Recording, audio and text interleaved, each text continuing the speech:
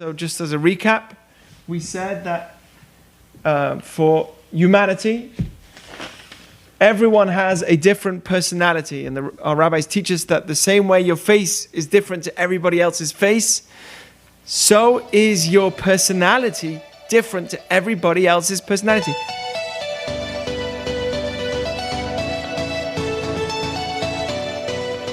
No two people are the same. Don't try and be someone else because you're not them. You are you. As much as we can aspire to be inspired to do things like other people do, but it's going to have a different twist because it's going to be Jack Melo. You know, when I started my our outreach in terms of engagement with students on a campus when we lived in Oregon, when we started that 8 years ago, we moved here. So I always looked up to rabbis that have been doing this for many years. And it came to a point when I said to myself, I can't be them.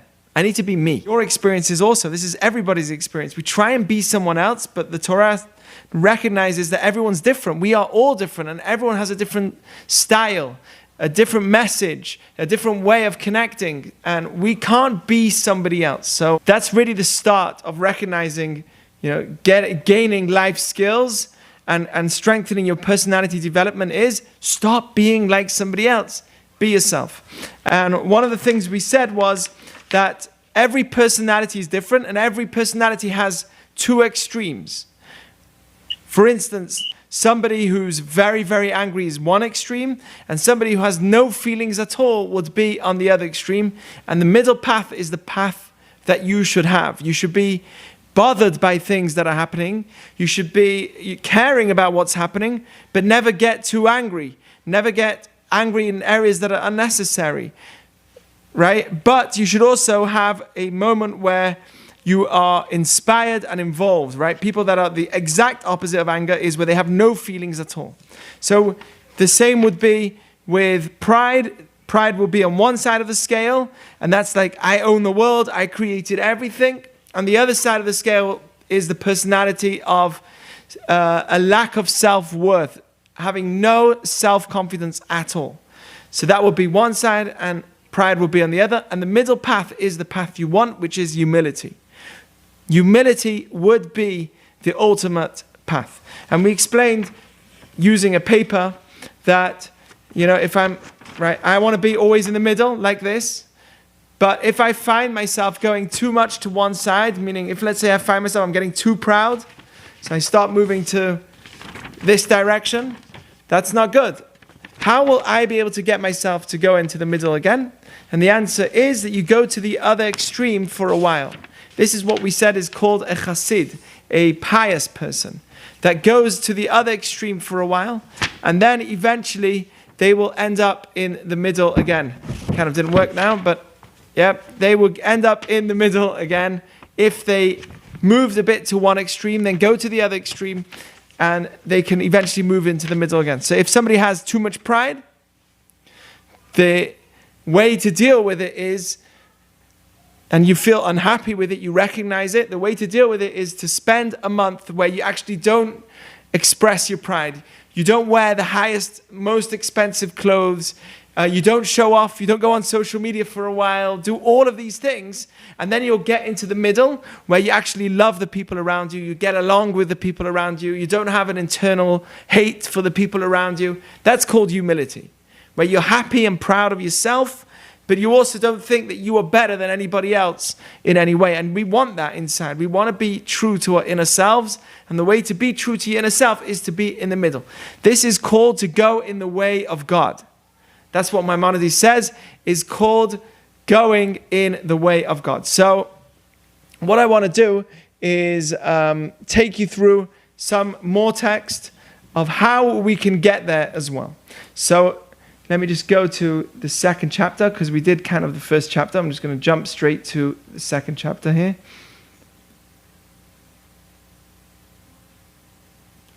Okay, so Maimonides says, just as with physical sickness, a person can taste bad food and think it's good, and can taste good food and think it's bad, like, when we have a time where we're just eating sugar and candy and junk, and we actually come to a point where we actually think it's good for us. There's a time where people can actually get physically in a point where they think bad food is good for them and good food is bad for them. So not just food, but they also, he's saying they desire bad, then love it, then hate the good, and are lazy to go in its path. He says, so too with spirituality. There are people that first say, oh, I want to do something that's bad, right? I want to, get into an argument that's unnecessary. That's the first part. I desire to get into something that's bad. Then I actually love it. Then I hate those that do good. And then I am lazy to go in its path. That's the language he says. First, people desire to do bad. Then they love it because they get used to it. It says if somebody does something wrong and he does it the second time, eventually it will come as if it's permissible for him to do it. If somebody steals, the second time he steals, it's actually permissible in your eyes. You say to yourself, oh, it's actually okay. And if you keep doing it, you will actually think it's a good thing to do. Oh, I'm doing this to support the poor. I'm doing this for the right reasons. I'm doing this for a good cause. I have a family. I need to support my family. And that's why I'm stealing. So that's the language Maimonides says. He says, first, you will find that a person, let me just get my, annotate this. You will find that a person desires to go in the bad way. Then they love going in it. They enjoy it. Then they eventually hate those that are good. Those that are not stealing are now bad, right? People that do good things are bad, and people that do bad things are actually celebrated.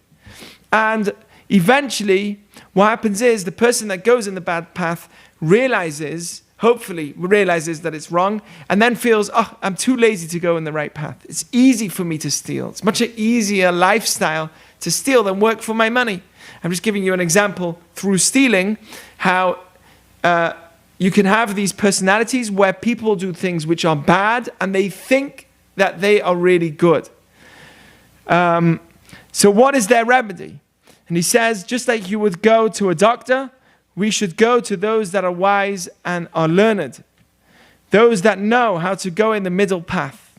Someone who's balanced, who can be objective to you. And he says, someone who doesn't do this, someone who doesn't go and strengthen their own mental health in a time where they realize that they are going extreme in areas that are not good for them, then it's called a person that Solomon says is a fool. A fool is the person that laughs at those that are wise and those that make themselves do the right things. We can walk around in the street and see people that are trying to be good, picking up things that are garbage on the street, and they feel like, I want to pick up, and we can look at them and laugh at them because we'll say, oh, those people are wasting their time. What are they, right? We can laugh at those that are correcting themselves. That's just a small example, but we're really talking about those that really want to become good people deep from within. And we can laugh at those people, which is a big mistake.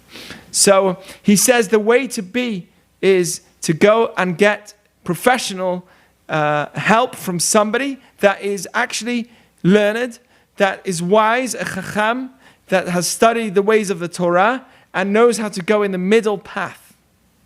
And that is the way that they would balance you out from being a place which is pride or a place which feels worthless, back to a place where you feel special again, right in the middle.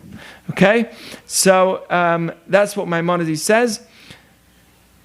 And he goes at great length to explain. Okay? He says, what's the remedy?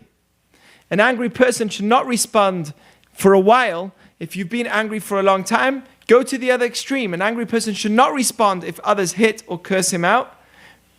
And go onto this path until it is removed. Meaning go to a place where even if people curse you out, even if people bother you, even if people hurt you, feel unfazed, don't respond, allow that to happen so that for a while you can actually destroy your anger, suppress your anger, because yes, you are getting told things, but you keep quiet, and eventually you will be able to go to the middle path where you can respond in a calm and normal fashion. right? A proud person that feels much better than everyone else and doesn't feel good within himself should dress and sit in places that are below themselves until you move to the middle path. And this applies to all personalities as well. So this is what we spoke about more or less last week.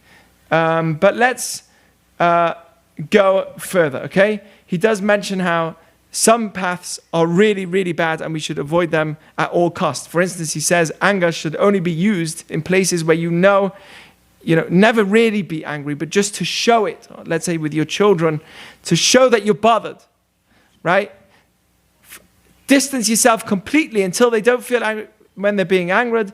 This is the way of the righteous. They accept humiliation, but do not humiliate others. He says that another way is that a righteous person allows himself to be told bad things by others, but does not tell bad things to other people himself. Meaning you'd rather be insulted than insult other people. He says in regards to anger, it's like idol worship. Why is it like idol worship? Because when somebody gets angry, then they are not focused. They are in their own world of their own anger, right? They're taken out of their reality.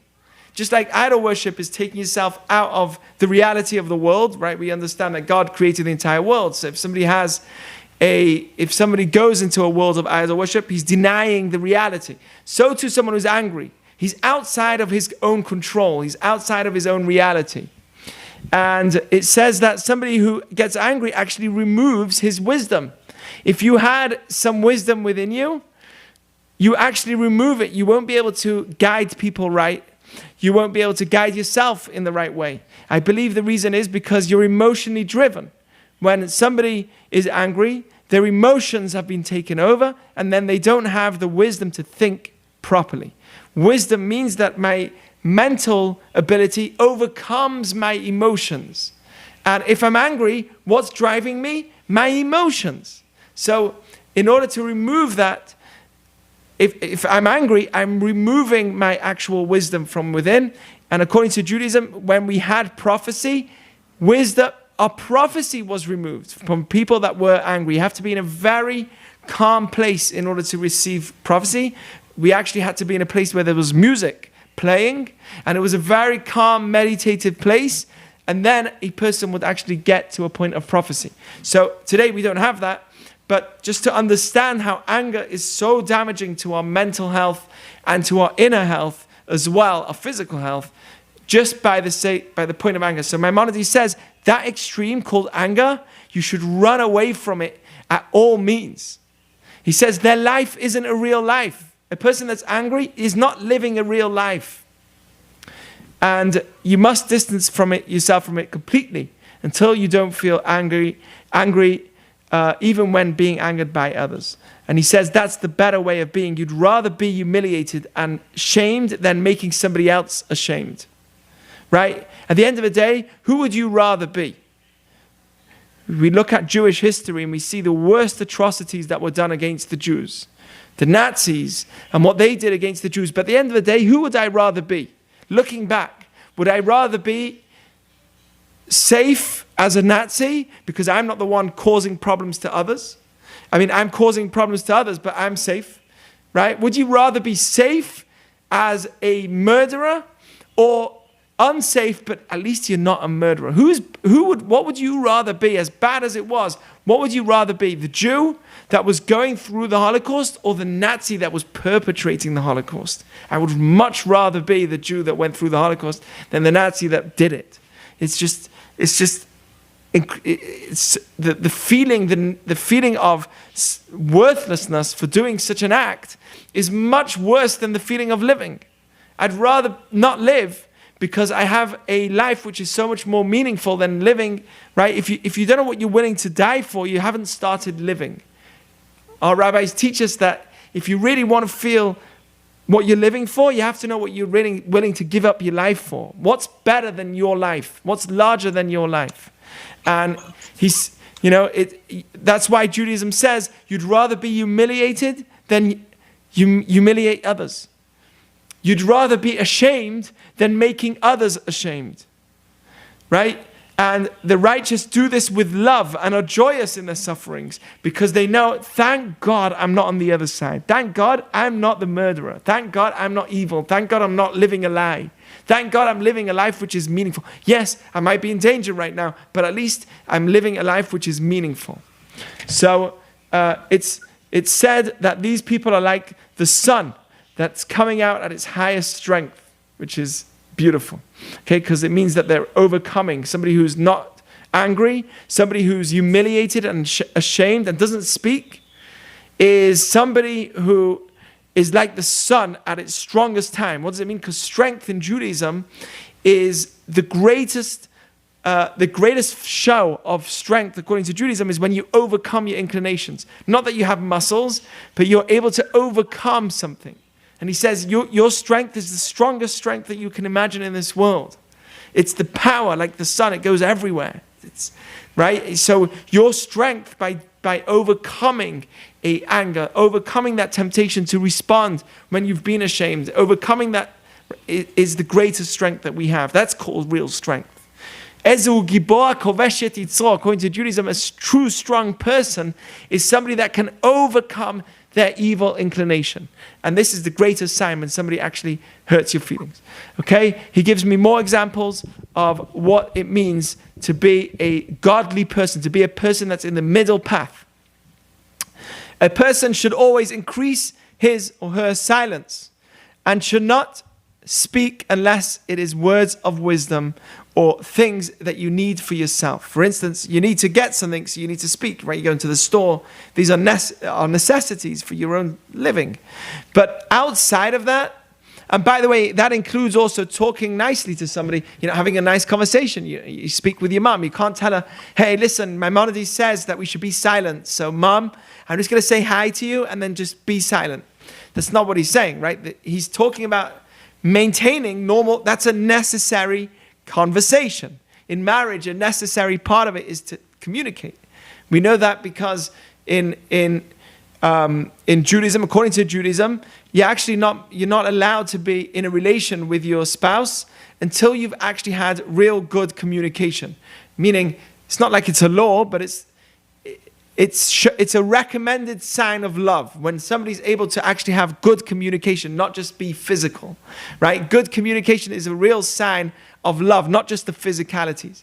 And if somebody, so we see that there is a point in speaking. Speech in Judaism is important, but when it's necessary, right? But outside of that, silence is so much more powerful. They say that the great Rabbi Rav never spoke one wasteful word his entire life. Can you imagine? And we know this because he would wear talit, tzitzit, and tefillin, the stuff that we would wear in the morning for prayers. He would wear that the entire day till it got night. Can you imagine somebody walking around with a talit and tefillin and a prayer book all day? He was a very holy man, right? Living in a lifestyle that's way beyond us. But if somebody who lives like that, of course, he's not going to waste his words because he's the way he's dressed and the way he's looking is much more spiritual. So he's going to be in a place where words are not wasted. We don't have to be like that. I don't think it's possible to be like that today in our generation, but at least learn from it. How many times are we speaking and saying things that are unnecessary? And that's what Maimonides says. Actually, a wise person is silent. That's the middle path. Not that you're speaking unnecessarily, and not that you're not speaking at all, but you're in the middle. He says, this is based on the rabbinical teaching, that the best thing for the body is silence. Actually, sometimes it's important for the body to speak. Like Solomon says, Da'aga belev ish yasichena. If you have a worry in your heart, the best thing to do is speak it out, because then you're going to heal yourself. Right? If you have a pain in your heart, the worst is if you keep quiet. Right? We do encourage speaking in times when you're in pain, because that's a necessary talk. But we're talking about a place which is unnecessary. Right? In a place where it's unnecessary, it will backfire. Think about what's going on in the world today, in politics today. Most problems have come because people said things in a time where they shouldn't have said it. It's all words that were unnecessary that have caused so much havoc and problems and arguments. So silence is the key to our health.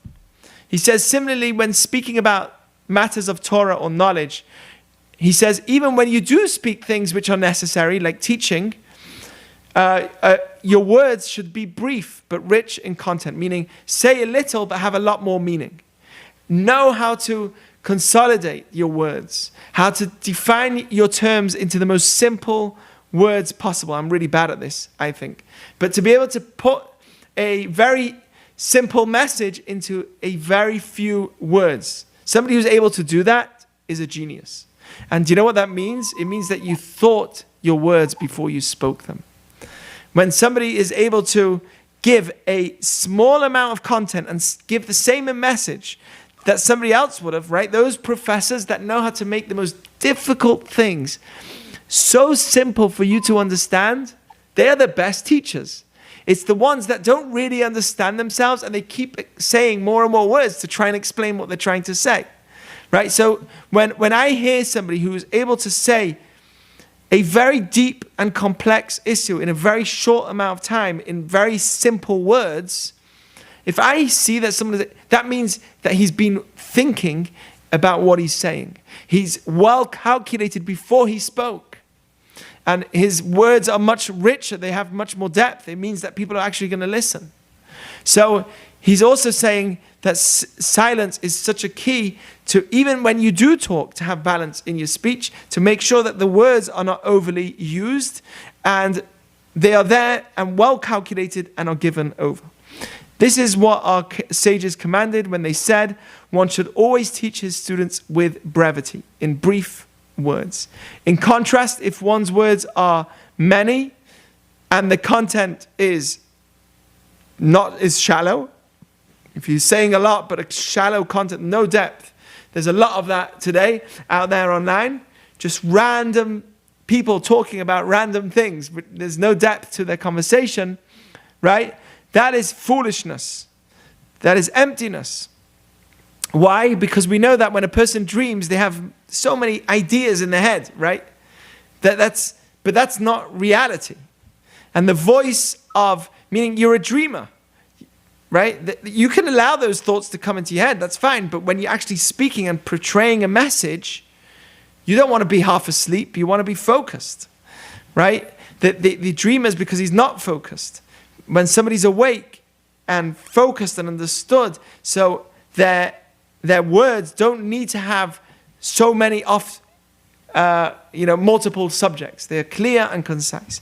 And the voice of the fool is with multitude of words. When you hear somebody who speaks a very small amount of words with a lot of content, you know that they are wise. Okay, so let's continue. Silence is a safeguard for wisdom. Why do you think silence brings me to wisdom? I've given a class recently about silence, but why do you think, if you remember, silence makes me more wise? Why would it be a safeguard towards wisdom? Meaning it's a stepping stone to becoming wise. Why do you think so? Anyone know? Carla, you look like you're thinking. Any ideas? I'd probably say because it allows you to really think about what you're going to say, to not be impulsive. So if you're silent, you can probably get a lot more info and then make your judgment and then say what you have to say based on that. Exactly. And we learned 2 weeks ago, right? Your words are calculated. You're not just working off impulse. You're also listening to what other people are saying, so you're absorbing. And we said 2 weeks ago, based on the Orchot Tzadikim, the path of the righteous, that when I am silent before I speak, so then I am controlling my words. But if I'm not silent before I speak, if I just have words that come out of me through impulse, then my words are controlling me. How deep is that? Isn't that amazing? When I think before I speak, I am controlling my words. But when I don't, my words control me. What I said is going to bear a ton of weight, and everything's going to come back on me. Everyone's going to come back on me and say, hey, what did he say that for? And suddenly, my words are controlling my life. How many people have that their life is controlled by their words. It's scary. So he says, therefore one should not hasten to answer everything that's spoken to them, nor speak at great length. He should teach his students in a calm and tranquil way. He also points out how silence is even in the way that you speak should be done in a more silent tone. Another thing that I need to work on, right? Without shouting or with too many words. When you try and stuff your words into, it says, divrei, that's what he's going to say, the words of the wise are heard in tranquility. Divrei chachamim benachat nishmaim. If you have your children around and you want to tell them off, if you shout, what does the body do to a shout? Right? If somebody's shouting at you, what do you immediately do? What's your immediate reaction? When you hear a loud noise, what's your immediate reaction? Anyone know? When you hear a really loud noise, what's your immediate reaction? Thoughts? Danielle? You kind of you shrink. Like you get scared and you shrink down. Exactly. You don't respond. You just block your ears. You go in defensive mode. So we are taught that the words of the wise are heard in tranquility. If you want to send off a message to your children, I'm giving a child as an example because we are the ones that have to bring them up and look after them and train them into living in this world. So if you want to tell off your child if they did something dangerous, if you shout at them, their immediate reaction is to be in defensive mode. I'm not going to listen to that. They're going to block their ears. They're going to feel, I need to defend myself.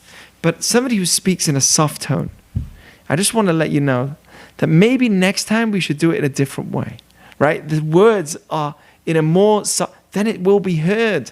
So the words of the wise are heard in tranquility. They are listened to deeply. When somebody looks at you in a soft tone and says their message, it works. I always see when two people are arguing and they're not getting along, it's not working, what happens? They both shout. And then they shout more. And they shout more. We're the same distance away as we were 5 minutes ago. I'm right next to you. Why are you shouting?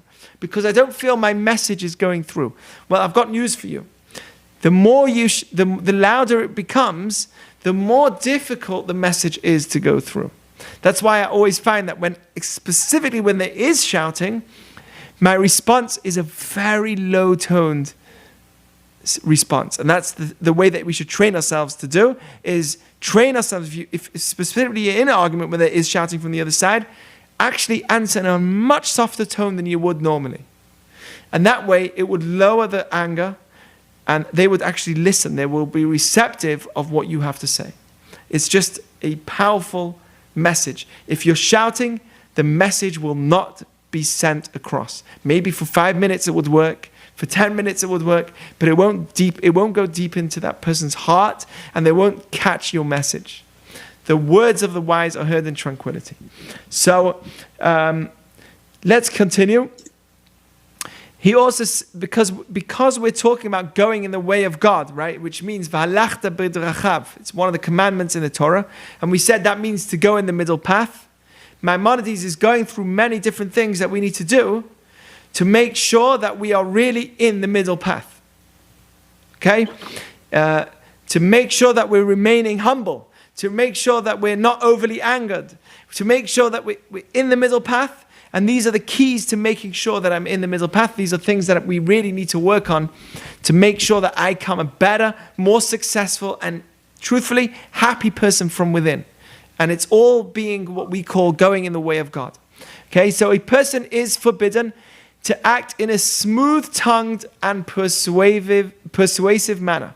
Right? So which means that you are being cool on the outside, but inside very different. You get somebody to listen to you or buy something from you, even though you know that it's very wrong, right? Deceptive. That's the right word for it, right? You can't be deceptive. That's very, very bad according to Judaism. His mouth and his heart need to be equal. Your mouth and heart. What's the heart? Inside. Why is the mouth on the outside? Meaning how you are to the public needs to be the same way as you are from within. It makes you much more attractive in all areas of life, by the way. We believe that this is the key to your success. It makes people want to be around you. And people know it. People know at the end of the day, they might be fooled into your smooth talk, and we are all victims of smooth talk. But at the end of the day, eventually it comes out, and we run and we reject that kind of personality. So we want somebody whose mouth and heart is equal. The external, what they say, is really how they feel from within. If you feel badly from within, you don't have to express it, but you don't have to pretend that you're really sweet and nice and kind when you're not. That's also something we shouldn't do. Okay, his inner self should be like the self which he shows to the world.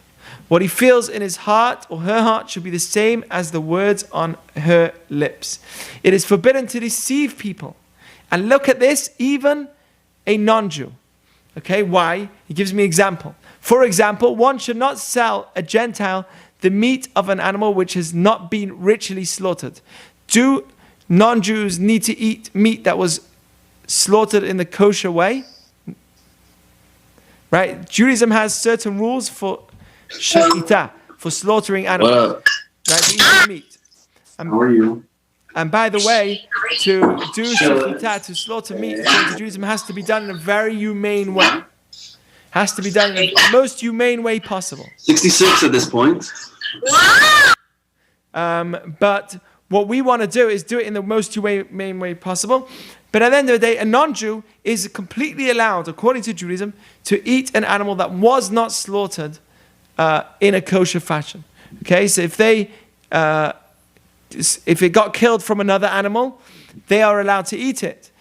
We are not allowed to eat an animal that was killed by another animal. It has to be done in a certain way. But what happens if a non-Jew comes to me and he thinks, oh, he's a Jew. For sure I'm buying. They go to a kosher store and they think, for sure I'm buying kosher meat. And kosher meat means it was slaughtered. It doesn't make a difference. The non-Jew is allowed to eat non-kosher meat. But because I am a Jew, I need to be honest with him and tell him straight up that this meat was not done in a kosher fashion. This meat was not prepared in a kosher fashion. Because his assumption is, since you're Jewish, for sure you're selling me a kosher meat. And I have to be honest. So that's a very good example. And the second example he gives is selling a shoe that's made from a certain part of the animal, which died of natural causes, and you're pretending as if it was made of a slaughtered animal. So apparently, the leather that comes from an animal which dies of natural causes is not the same as the leather that came from a slaughtered animal. Probably because the corpse has been left out for a long time and it wasn't done very quickly. And since that happens, the animal, the leather has been withered away. So anyway, this is not an interesting topic for the vegans, but at least there's a very powerful message here. You can't be deceptive. If you're selling something, you have to, even if it doesn't make a difference to the person that's buying it, like you're selling to a non-Jew. He can eat non-kosher meat. There's no difference for him. You're pretending you're selling meat and you're Jewish. You have to say clearly, if that meat is not kosher, you have to say that this meat is not kosher. Okay, here's some other examples of being smooth talking.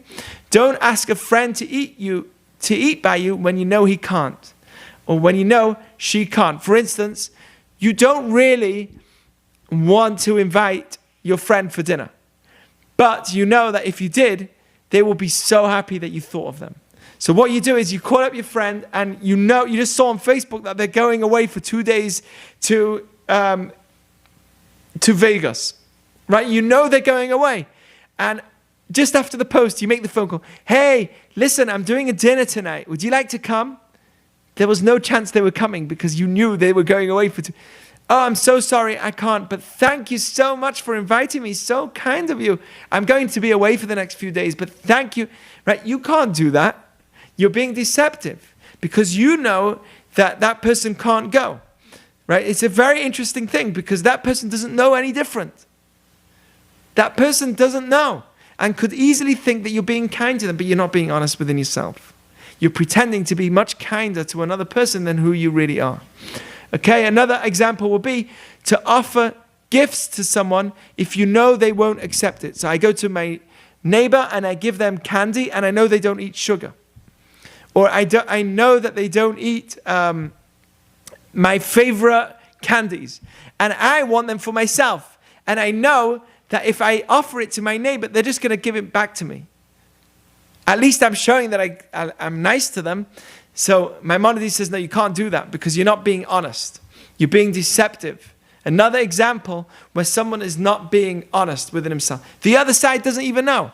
Here's another example. You walk into the hospital, right? And you were going to the hospital because you hurt your leg.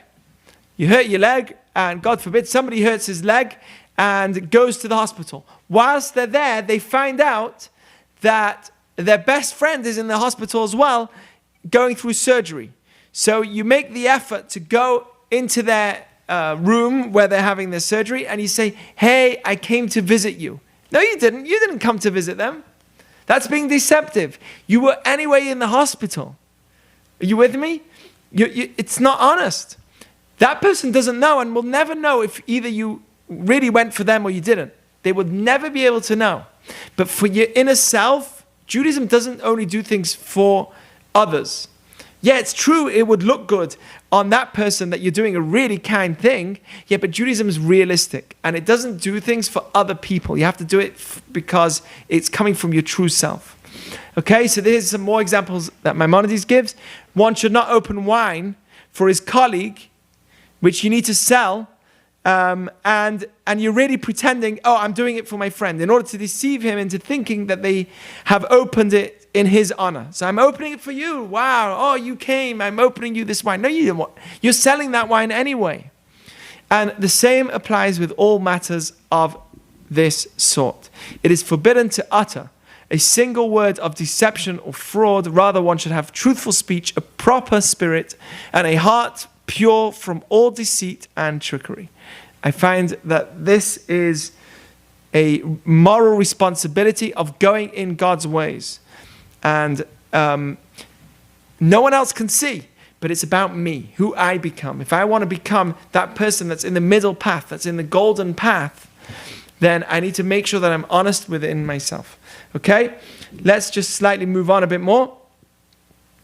Maimonides goes on to explain how a person shouldn't be extreme in the way that your personality goes. So for instance, if you are one of those giggly personalities, a laughing personality, he says one should neither be constantly laughing and teasing, nor sad and depressed, but happy. Happiness, by the way, is an internal thing. It's not necessarily needed to be expressed on the outside. It's not that you always have a smile on your face. It's you have a smile in your heart. That's where happiness really matters.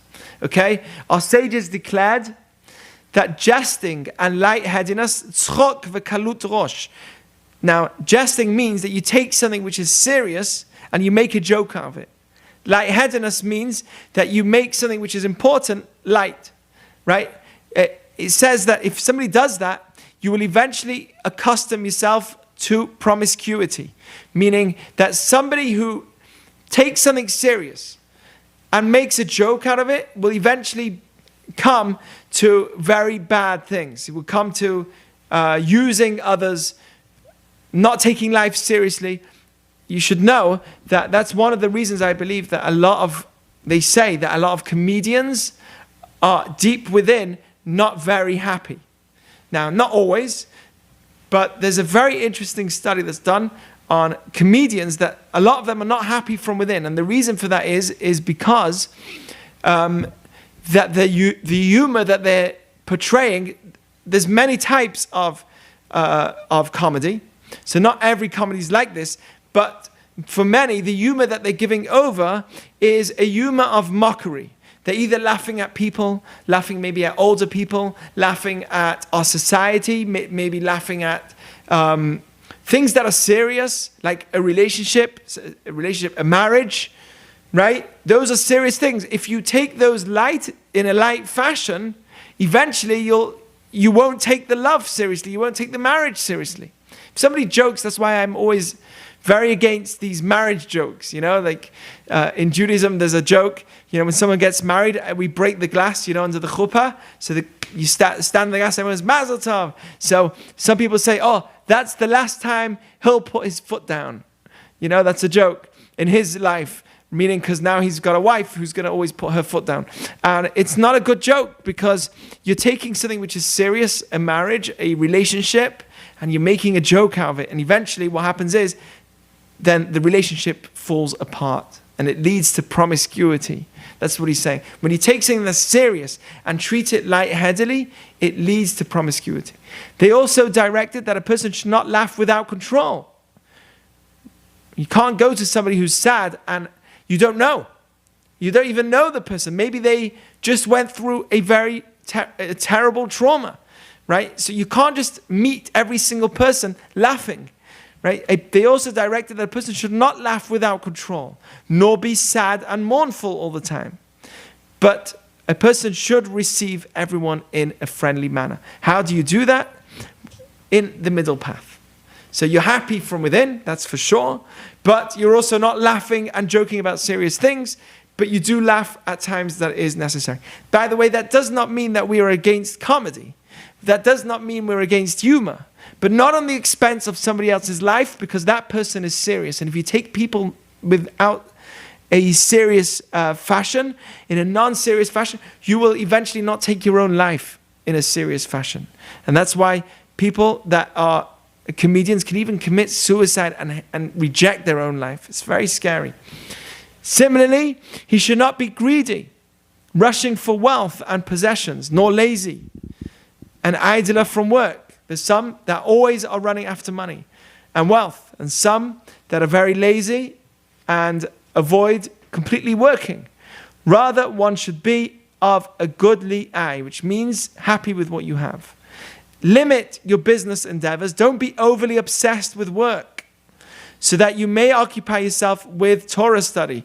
Torah study means understanding how the world works, how this world is created, and studying Torah, the wisdom of Torah, like we're doing now. Find joy even in the little that you have. That is the key to being the middle path. Finding joy in what you have, even if it's a small amount. And when somebody does that, they will avoid arguments, avoid desires, avoid jealousy, avoid ego. All of these big problems that happen within us are coming because we're not happy with who we are. I'm not happy with what I've achieved. And therefore I get in an argument. Therefore I'm jealous. Therefore I have ego. So that is the next day. Our sages said, envy, desire, and honor removes a person from life in this world. Let me ask you, my friends, what do you think that means? If I am jealous, does that mean I'm not living? If I am jealous, does that mean I'm not alive? Does that kill me? What does that mean? We're taught this in Pirkei Avot. Jealousy, desire. If I have a desire for something, does that mean I am not alive anymore? Does that take my life away from the world? If I have ego and honor, and I demand respect from others, does that take my life? Does that make me die? Right? Has anyone here experienced jealousy and then died from it? What does this really mean? Does anyone know? What's the greater depth of this statement? Envy, desire. I have a guess, Rabbi. Go for it.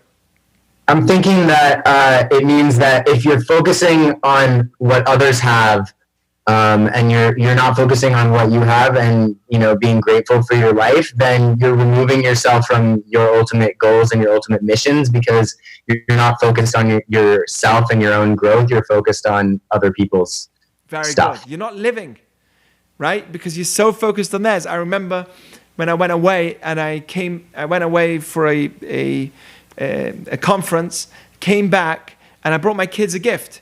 And my youngest kid was getting really upset. This was a long time ago. Avraham wasn't born yet. So I think it was Debbie,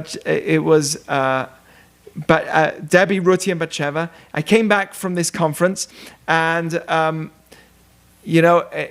brought them all a gift. Now, each one of them got their gift, but the youngest one got something that was very enjoyable to the others. So the older ones were looking at it and they were like, I wanted that, I want that. And because they were so focused on what the other person had, they didn't realize what I really gave them. What I gave them was a great gift, but they didn't realize it because they were so focused on what the other person had. So when you're focused, you don't even have what you have. If you have a car and you're focused on the fact that that car is worthless and it's not good enough, and you wish you had a Tesla, so then you don't even have your own car. Because you're not enjoying it. So you're not in this world. Perfect. Gabe, you said exactly. That is the essence of what this means. I believe on a global scale, all big wars have been driven by these three factors too.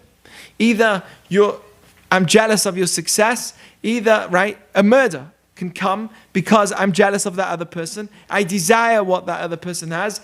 I demand my ego and respect, right? These are the three causes of great damage in the world.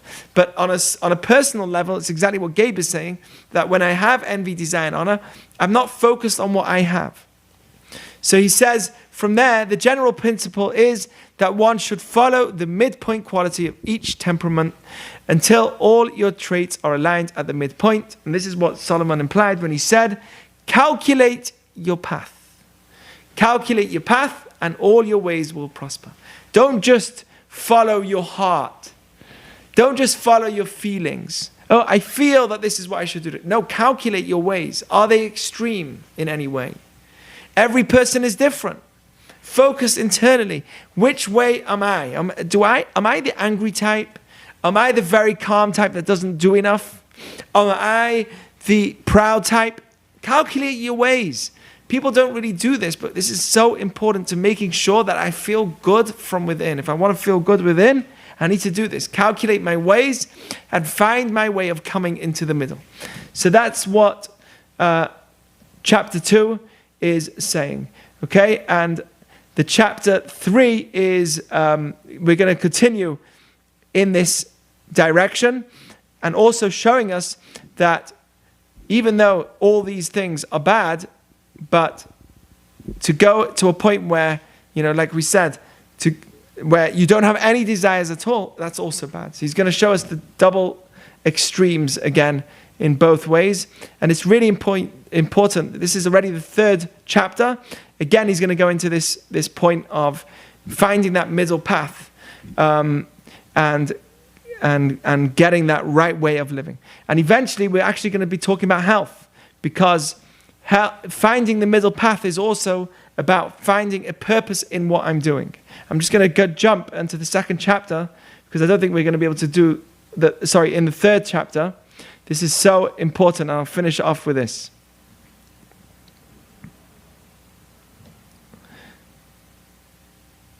He says, a person should direct his heart and totality of your behavior to one goal, becoming aware of God. So the way you sit, the way you sleep, the way you speak should all be directed in this way. For example, when involved in business or while working for a wage, one should not think just of gathering money. Your purpose, your goal shouldn't be just of gathering money, but your purpose should be so that you can obtain a healthy body, you can have food and drink and a home and a family, so that you can serve God better. Okay, so that's why I work. My goal isn't that I work so I should just have money. My goal is so that I can have a family and serve God better also. Okay, that I need to focus on that goal. And this is the key to also being successful in life. Because you can have two people doing the same thing, both working in a food truck. One is depressed and one is happy. Why? Because the reason why they are working is different. One is working because he says, I'm working for God, I'm doing this for a family, I'm doing this for a reason, I'm doing this so that I can be healthy, so that when I come home, I can have a normal life. And the other person is working just to accumulate money. Oh, if you're accumulating money, that's not enough. You're working in a food truck. So your dream would always be to get a better job. And whatever job you have, we know that ohev kesef lo yisbak kesef. Somebody who loves money is never satiated with money. So you'll just want more and more and more, and it never ends. So what we're taught is finding a reason for what you're doing. And that's the same is with working out. A person goes to gym. If you're going to gym just to look good, so that you can have a good looking body, eventually that can make you depressed. Eventually you'll get sick of the gym. If you're going so that you can be healthy, so that you can be a better person for your family, so you can serve God better, so you can then you'll never get depressed from your workouts. But if you're in a point where you're going 3-4 times a day to the gym just so that your body can look better, eventually it's going to make you depressed. Okay, and he's going to show us how the key to success in life is always to ask, what am I doing this for? Am I doing it for just money, or is it for, right? Even your sleep can have meaning. That's what Maimonides says. Even when you sleep, you can have meaning. When you say to yourself, I'm going to sleep now so that I can be stronger, I'm more happy, so that I'm more in the middle path, and I'm more of a servant of God. If somebody goes to sleep like that, even his sleep has a meaning. It's amazing. Anyway, so chapter 3 is all about going in the way of God by understanding that everything I do is for a bigger reason. By the way, going the way for God, and I'll finish with this, is not for God. It's for me. Okay? God doesn't need anything. He's infinite, all-powerful, all-knowing, all-loving. So why am I doing all of this? For me. When I have a higher purpose in everything I'm doing, then I will be happy. Okay? I definitely do it because it's the right thing to do as well. But at the end of the day, it's for me. If I have a higher purpose, if I'm working and I'm just working to accumulate money, I'm going to get depressed. If I'm working out in the gym just to accumulate a six-pack, I'm going to get depressed, because when I get a six-pack, then what? I worked so hard, but then what? So that really is the aim. Okay, so that was chapter 3. Next week, we'll dive in to health, body health, because he goes into that as well. And he talks about how when you have health in your body, I'm not just healthy so I can look good. That's important. I need to look good. But what's the higher goal of it?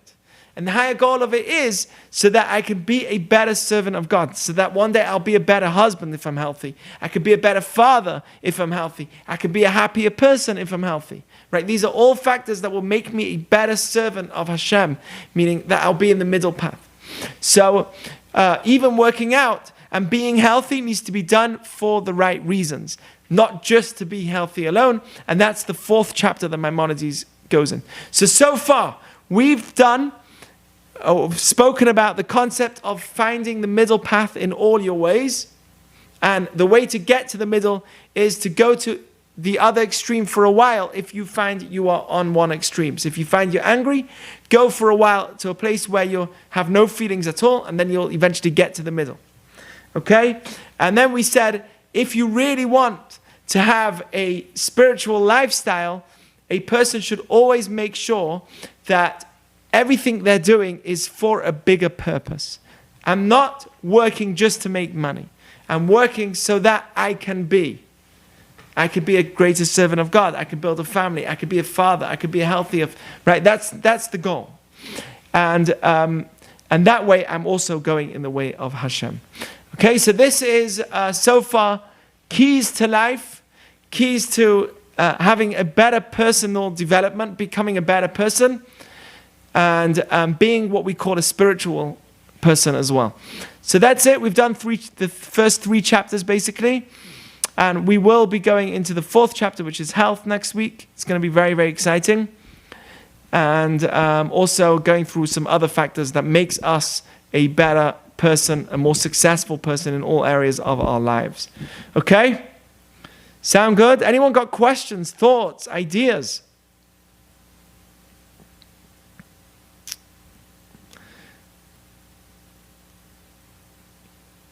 I guess we're good. I have a question real quick. Yeah, sure. Rabbi. Yes. It's about the history of Rambam himself. Okay. Like, I'm just wondering, like, how did this guy grow up, like, to be so wise, I guess? That's kind of a vague question, but, like, what was his, like, background like to grow up and, like, come to these incredible, conclusions and ideals about personality and Judaism, it's a good question. It says that from Moses, which is Maimonides, his name was really Moses, from Moses of the Jewish people in the Bible till Moses Maimonides, which was many years apart, right? Thousands of years apart. There was never another Moses. So he was definitely a unique prodigy. He was a unique person. He was definitely unique in who he was. But also he had, like Moses himself, he put in the effort. He's not the only one that wrote works that are outstanding in terms of Judaism. By the way, Maimonides lived around 800 years ago. He spent his life running away because Jews were being prosecuted and hurt and in danger. He was well known in Cordoba for his scientific discoveries as well, not just for Jewish discoveries, but his scientific discoveries. There's a statue of him in Cordoba till today. A huge statue. It's the pride of Spain is Maimonides. And he lived in a time where the Jews were persecuted terribly.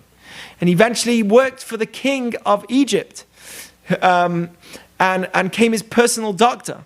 So you can imagine he writes in his own, in some of his biography, his own story, he went through depression at one point for a year. He was a normal human being. His brother, who he was very, very close to, died in the ocean. And he went through tremendous pain.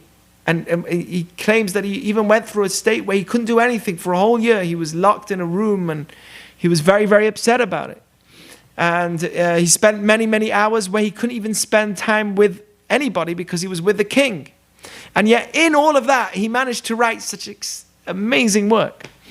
And I believe that it's the same as how Judaism always believes, how Moses got the Torah. How did Moses go up there as a human being, just get all the information, right? How did he come so wise? And the truth is, Judaism believes, and this is a lesson to you, Gabe, and to everybody that's here.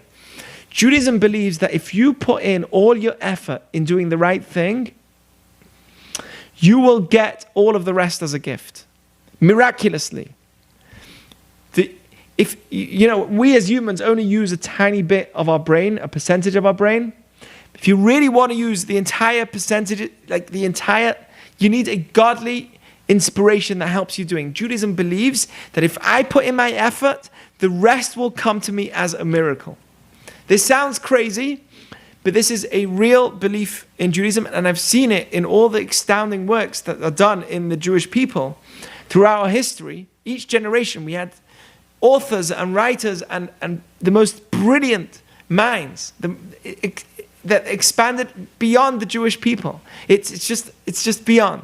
So, and when I study their work, Rashi, who wrote a commentary on every single Talmud, on every Chumash, on everything, and so precise.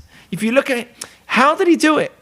And they went through pogroms. How did they? The answer is that they put in absolute effort whenever they could. And when a person does that, they get a spiritual inspiration to have way more, that they even get godly powers. If I believe that if I spent every single minute of mine not wasting my time, and I waste a lot of time, but if I really was very spiritual and I always calculated my time, and did as much as I can in terms of studying, I will also eventually get from God a gift of extra amounts of knowledge. And that's the answer. The answer is it's not human, it's godly. He put in all his effort and the rest comes as a gift. Okay, if you don't believe me, we are living as gifts from the day of birth, right? When we are born, everything's a gift. My brain that works is a gift. So to understand that when I put in my effort, the rest comes in as a gift is understandable. Does that make sense, Gabe? Yes, I love it. Okay. Thank you, Rabbi. You put in your effort. This is what Judaism believes. If you're doing the right thing, you put in the effort, the rest will come to you as a gift. You will succeed. It's different than the physical world. In the physical world, right, if you don't win the marathon, right, you've not made it. Can you imagine? I feel so sorry for the person that made it second in the marathon.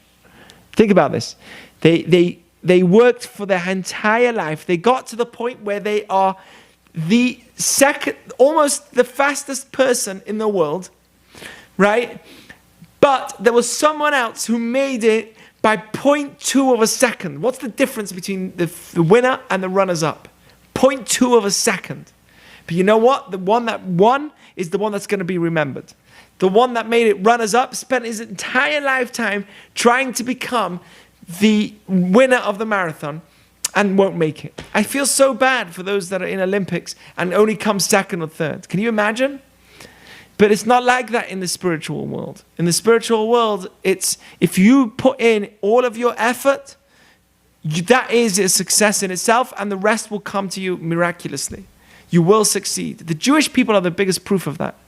We have people that went through the craziest of times, the Holocaust, and things that are insane.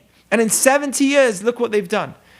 To a point where now Jews are considered as privileged. Do you understand that? Jews are considered as privileged in America. Are you crazy? 50 years ago, do you know what we were? We're privileged. It makes me mad. But you know what? We are, because it's a miracle. The whole thing is a miracle. How can it be that somebody, a small nation, can survive the Holocaust and become such a powerful people? You might say, oh, it's Israel. It's not, because it's not only there's Jews in America. You take them to every country in the world and look what an impact they've had. It's mind-blowing. So what is our secret? The answer is, if you do what's right and you put in your effort, the rest will come in miraculously. We believe that fully. That's right. Okay. Thank you, Rabbi.